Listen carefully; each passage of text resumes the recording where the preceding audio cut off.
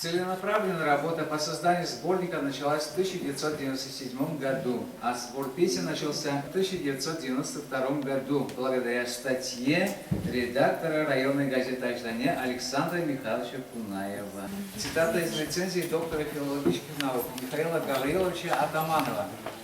Двуязычный сборник действительно является сокровищем не только для удмуртской, но и для всей мировой культуры, богатством российской культуры.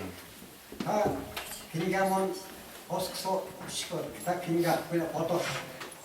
Ой, кемато ваши бочки.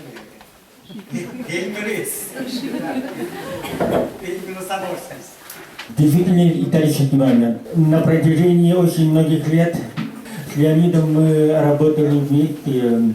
Я поражен его настойчивостью, его упорством, его трудолюбием, у него такая цель была поставлена, он этой цели своей добился. Это бесценный подарок для нового поколения.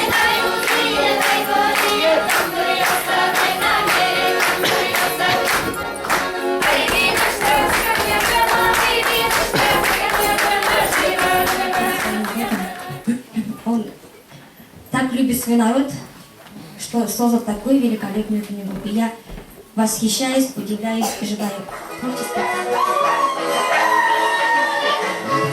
Молодежь, удмуртскую молодежь города Казани очень отрадно, очень действительно радостно сегодня, что Леонид Дмитриевич эту книгу выпустил. Понравилось то, что вот в ваших песнях есть такие архаичные древние тексты, например, «Булгар кадёкен», «Кусабьёс мес возьмушься», то есть «Булгарское государство далеко, но давайте мы все-таки будем наши связи держать». Это говорит о том, что наш древний народ всегда испокон веков жил в мире и согласии. Поэтому мы все с вами составляем такую мощную республику.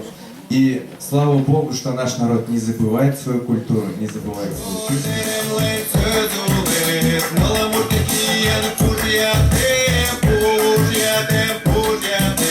Огромное спасибо, Леонид Ав, за ваш такой труд, за эту книгу. Действительно, 2 килограмма. Это уже о чем-то говорит. О чем эта книга? Прежде всего, это книга о вашей культуре, да, ведь, удмуртского народа. И эта культура не должна исчезать, она не должна умереть. Ее должны продолжать именно наша молодежь, наши дети. Если в семье воспитывается любовь к своей культуре, к своему народу, все дальше будет хорошо. Вот. А вам, Леонид Дмитриевич, отдельно спасибо вам за достойный, наверное, пример.